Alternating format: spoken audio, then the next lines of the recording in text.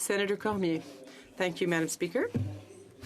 Senators, Pericles, an ancient Greek politician born around 495 BC, said, and I quote, "All the good things of this world flow into the city because of the greatness of the city."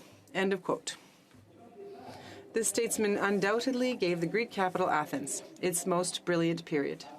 Through his support of the arts, architecture, philosophy, and the establishment of democracy, he possessed a vision that we can doubtless learn from today. It is with this thought in mind that I rise to speak to Senator Paula Simon's inquiry, drawing the attention of this chamber to the challenges and opportunities facing Canadian municipalities and the importance of understanding and redefining the relationship between municipalities and the federal government. I'd like to begin by acknowledging that we are located on the unceded territories of the Algonquin-Anishinaabe Nation, where many municipalities were born. Colleagues, we are all aware that Canadian municipalities are currently facing many economic, social, and cultural challenges. These issues are particularly relevant to me in terms of human rights. Growing poverty, homelessness in some of our cities, including here in Ottawa, the lack of affordable housing, violence against marginalized communities, gays and women, think of the women of the Polytechnique, the need for public transit, the impact of climate change on our lives. These are all issues that require concrete action to strengthen the capacity of cities to do their utmost to ensure that Canadians can thrive in health and safety. Although Canada, Ottawa may be our workplace where we collectively serve the best interest of all Canadians, our communities from coast to coast to coast play a pivotal role in our lives, whether it be in my hometown of Caraquet in New Brunswick, Kelowna in British Columbia, or Iqaluit in Nunavut. Our municipalities help shape our cultural and linguistic identities. This is the place we call home, the place where we live, work, celebrate, raise our children, love, and imagine our future. As the more proximate level of government to citizens, municipalities are also the place where we can express our grievances on a myriad of issues, such as public transit, water and sewer services, animal control, road maintenance, and waste management. It is simply appalling, colleagues, that these democratic bodies are faced with so many challenges today. The first of these challenges is undoubtedly the unequal status of municipalities in relation to the provinces, a status enshrined in the Canadian Constitution and reaffirmed by the courts. The term creature of the provinces, commonly associated with municipalities, stems from the division of legislative powers under Section 92.8 of the Constitution Act 1867, which provides that municipalities are under the authority of the provincial legislatures. Therefore, it is provincial legislation that creates these entities by delimiting their power to intervene. Legally, the provinces have the ability to change the structure and governance of municipalities, whether that be the composition of a municipal council or even the powers of a mayor. While this lack of political autonomy is an impediment to their development, it is unfortunately not the only challenge facing Canadian municipalities. They also have to deal with limited sources of revenue, largely dependent on earnings from property taxes. This situation has a disproportionate impact on the provision of public services. From this point of view, many municipalities face challenges in the delivery of cultural and linguistic services. It is therefore undeniable that the federal government's support in these matters is crucial and expected. I would like to draw your attention today to the essential role that Canadian municipalities play with regard to official languages and the arts and culture sector by giving a few examples from my province of New Brunswick and by highlighting how the federal government can and must be a true partner with them. Our municipalities have a key role in protecting and promoting our two official languages. Some provincial and territorial language regimes provide for specific official language obligations for municipal institutions. For example, in New Brunswick, If the official language minority population of a municipality is at least 20% of its total population, the Provincial Official Languages Act requires the adoption and publication of municipal bylaws, including the provision of services and communications prescribed by regulation, in both official languages. Don Arnold, Mayor of the City of Moncton, New Brunswick, a bilingual city, stated the following about the impact of official languages on the economic, social, and cultural development of her city, and I quote, "Moncton relies heavily on respect for its two linguistic communities, and our bilingual status is a source of great pride. Moncton's economy thrives, in large part, because of the presence of a bilingual workforce, to support the ability of businesses to provide exceptional service to their customers, generate greater economic activity, and foster job creation." She goes on to say, "Infrastructure development as schools, post-secondary institutions, hospitals, and more are built to accommodate this unique population.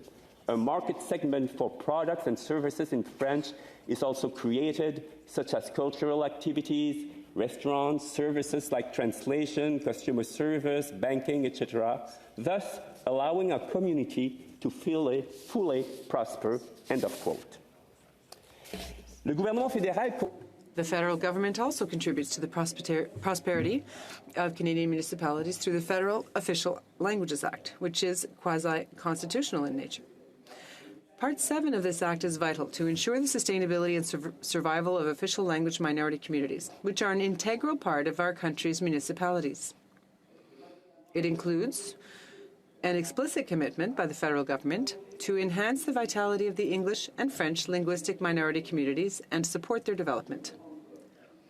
In New Brunswick, for example, the implementation of this commitment resulted in a federal government investment of $776,000 in 2018 to support a governance project to improve the offer of services in French through municipal grouping projects.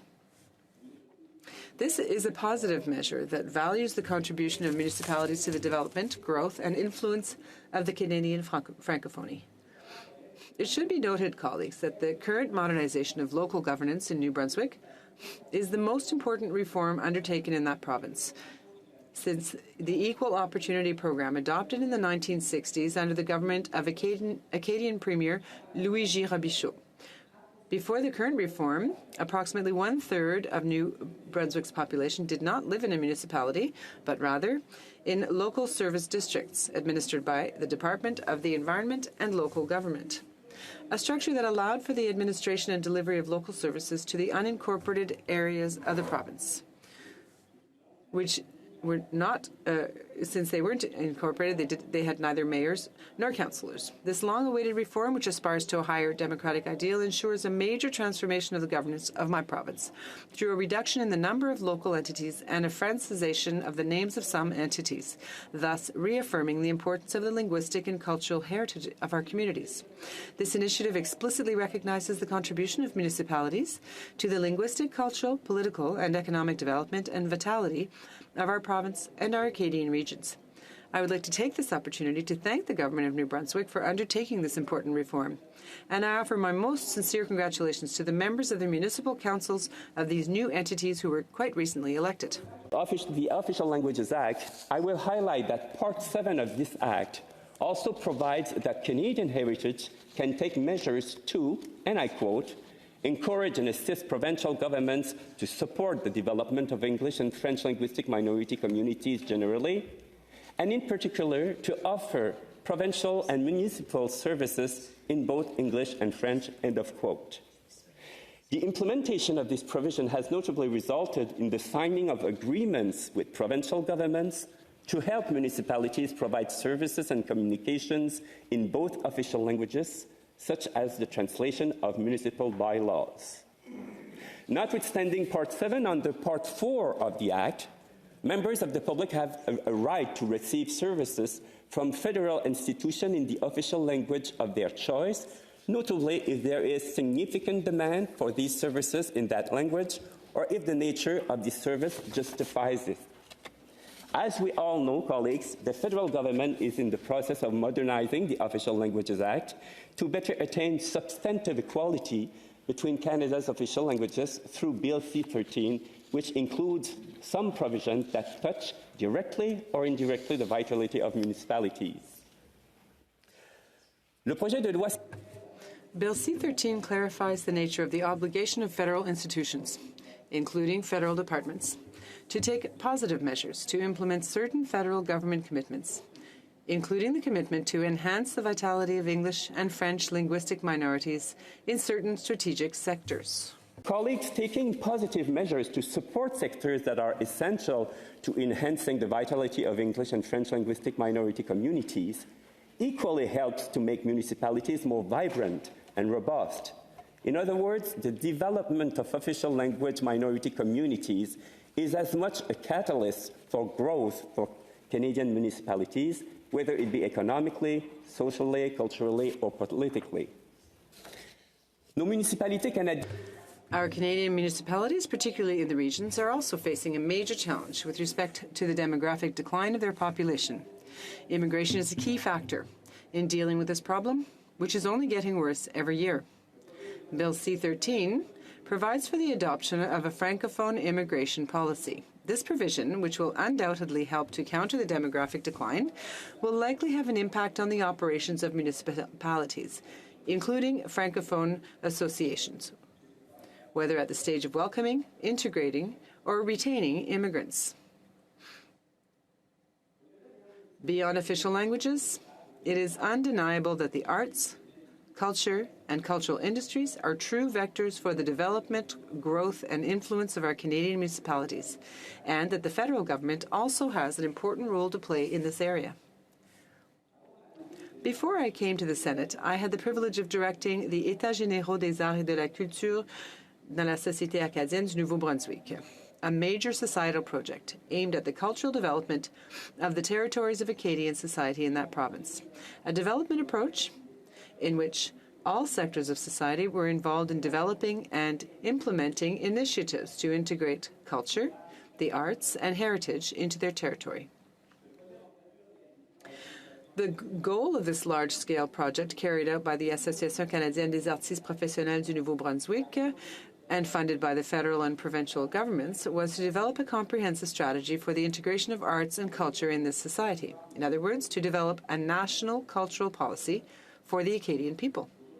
Today, the implementation of this global strategy is underway and has brought about significant changes in Acadia. New Brunswick municipalities of various sizes have adopted cultural policies thanks to a coaching and training project partly funded by Canadian Heritage. These cultural policies have made it possible to anchor the arts and culture in several key sectors within municipalities, such as tourism, health, education, and the economy, thereby contributing to the economic, social, and cultural development of our regions. Mr. Guy Chiasson, the mayor of the municipality of Balmoral in New Brunswick, which benefited from this project and adopted a cultural policy, stated the following, and I quote, "The implementation of a cultural policy for and by the people has enabled our municipality to develop in several areas, both economically, socially, and culturally." End of quote. It is obvious, colleagues, that the federal government's support for the municipalities' community partners is a concrete way for it to contribute to the good development and growth of our municipalities. I would be remiss if I did not end this speech without acknowledging the role that Canadian municipalities can play in Canada's cultural diplomacy. In 2019, the Standing Senate Committee on Foreign Affairs and International Trade conducted a major study on this subject. In its report,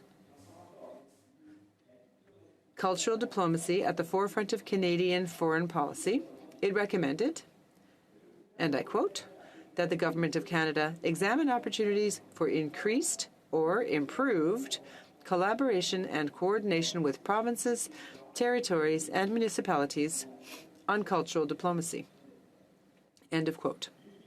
The use of cultural resources in our municipalities across the country can and should be at the heart of the cultural diplomacy initiatives undertaken by the federal government. In this regard, while we often tend to focus on large cities, I would like to reaffirm the importance of the federal government doing everything in its power to support and strengthen the small and medium-sized cities that occupy the entire Canadian territory and that are true engines of cultural, economic, and social development for our country.